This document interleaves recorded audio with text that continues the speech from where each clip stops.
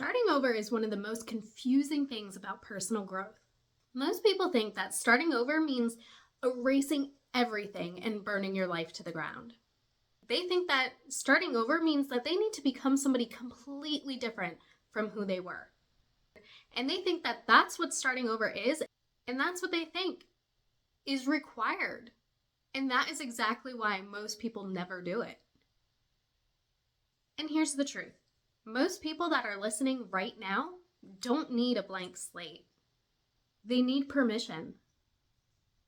Permission to stop carrying the past like failure.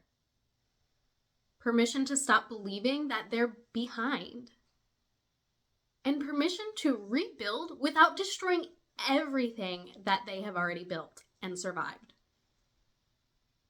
If you're currently in the part of life where you're feeling like something doesn't quite fit right now, but the idea of starting over feels so overwhelming, then this episode is for you. Because rebuilding does not mean that you wasted your life. It means that you're ready to use it.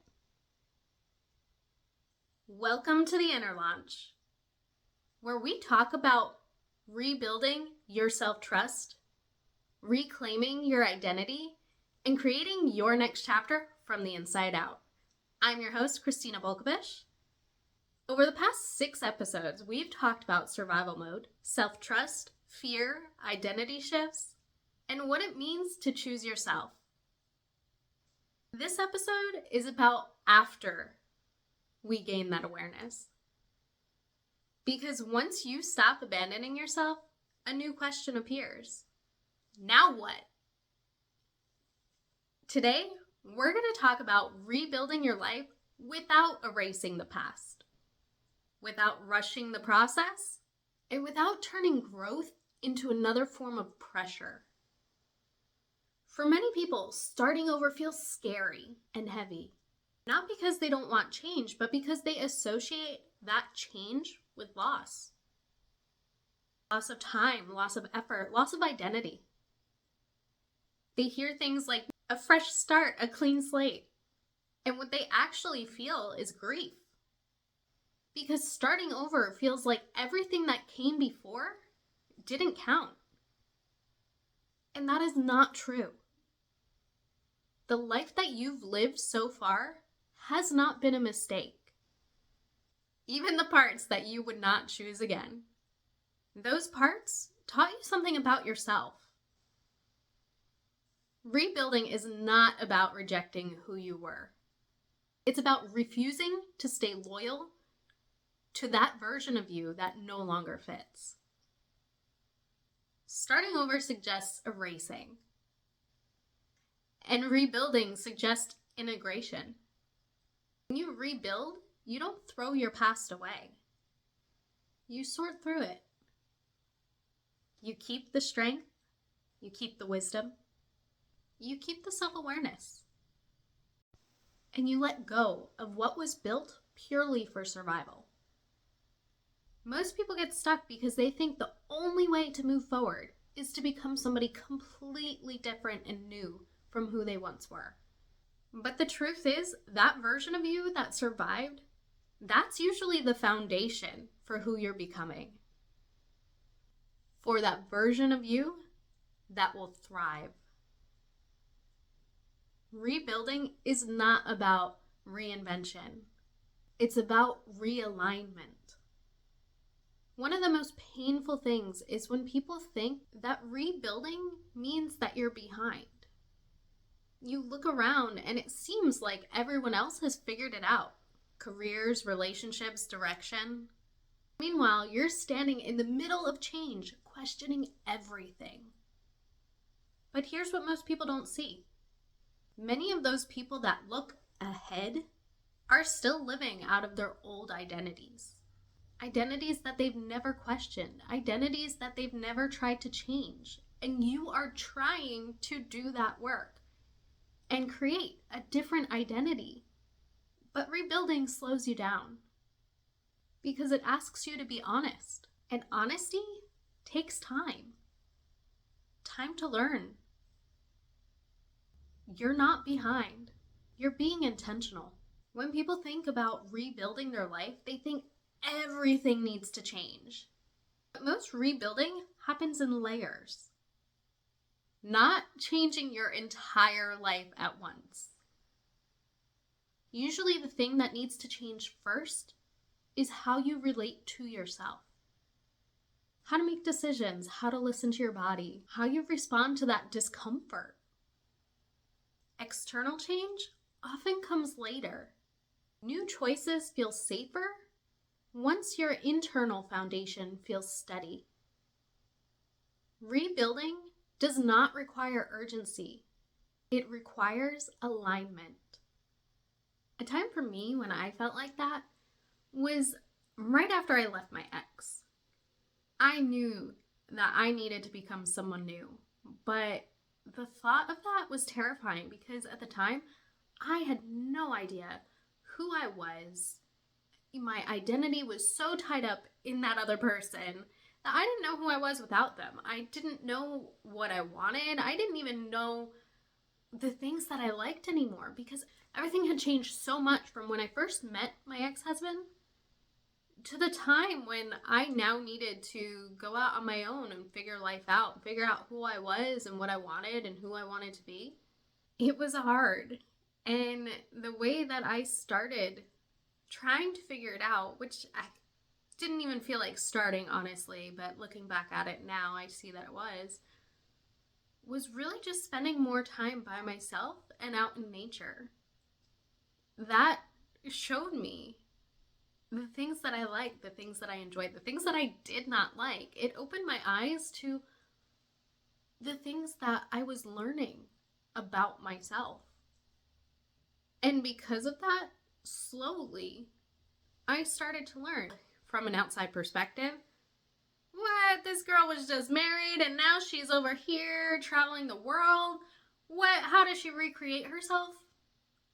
But in reality, it was not something that happened overnight. At this point, it's been at least 5 years since I've left my ex, and there were times when it started with me moving out and living in a windowless basement until I figured out my next step. And then that next step turned into, okay, you figured out this part. You've figured out how to get to safety. Now what? Let's start doing some things that you like. And then I started hiking, and I realized I loved hiking.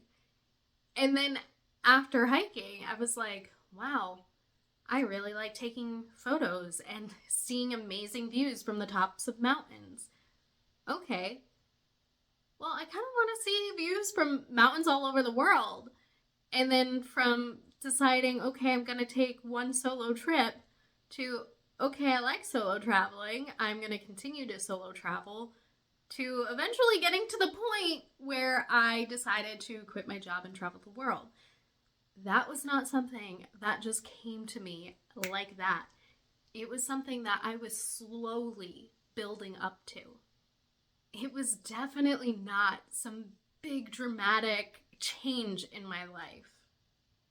Each step of the way, as I changed one thing to the next, it was because what I was learning about myself was that these things that I once had in my life were no longer fitting me. And to whatever capacity that means, like for me, sometimes the things in my life that weren't fitting me was, old thoughts and patterns of talking to myself. The thought of, oh, I always need to be like at work. I always need to do this. I need to have life figured out. No, like slowly as I released those beliefs that I had towards myself, it allowed me to go out and make more changes and put in the things that I actually wanted into my life. And yeah, there were times that I would do things and I realized, you know what? I really don't like this. I thought I was going to like it and I really don't. And that is part of it. That is part of life. We don't have to have it all figured out. We're slowly figuring it out together, all at the same time. And just because I may do something some way does not mean that you need to do something the same way. But what it all comes down to is that slowly figuring it out and slowly accepting yourself, figuring it out in the process, is what we all need to do, regardless of whose life looks different from whose. The relief that I felt in my life, it didn't come from changing everything at once. It came from allowing myself to feel certain types of ways about certain types of situations and to realize, okay, this isn't working anymore and I can't continue it. I couldn't continue that negative self-talk of thinking that I messed up so badly, because all that negative self-talk was doing was keeping me stuck in that place. I needed to rewire how I talked to myself. I needed to rewire the things that I liked and the things that I didn't like. I needed to rewire the things that I would accept and what I wouldn't. Because if I was still accepting the same things, I would still be the same person. And that's not what rebuilding your life is. It is becoming a different version of yourself. Starting over was me rebuilding from a place of self-trust. One of the most important things to understand when rebuilding is that rushing it usually means that you're abandoning yourself somewhere else.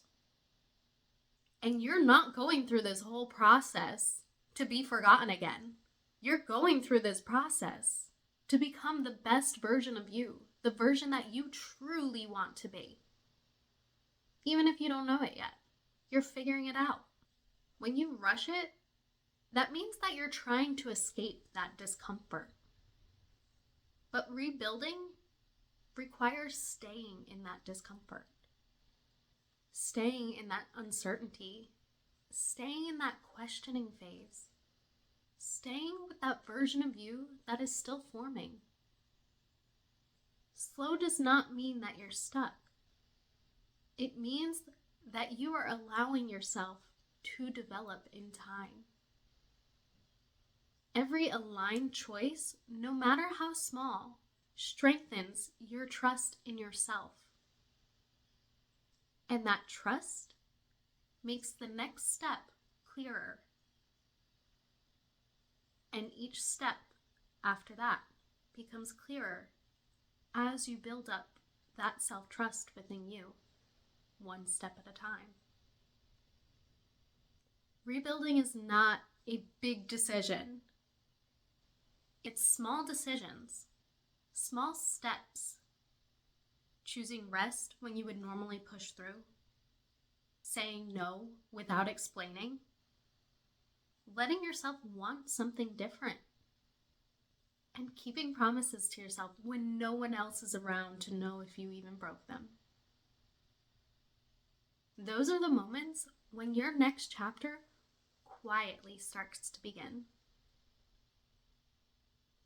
I want to remind you again that if you are rebuilding now, it does not mean that you failed. It means that you are listening to your inner voice. You're not late, you're not behind.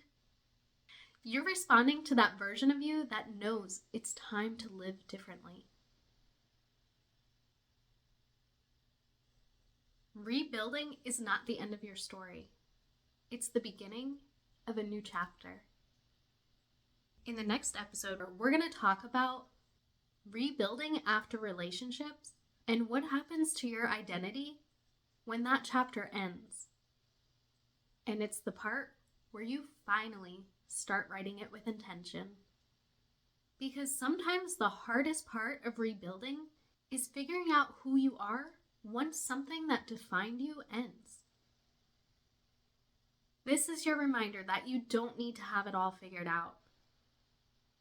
Change does not come from rushing.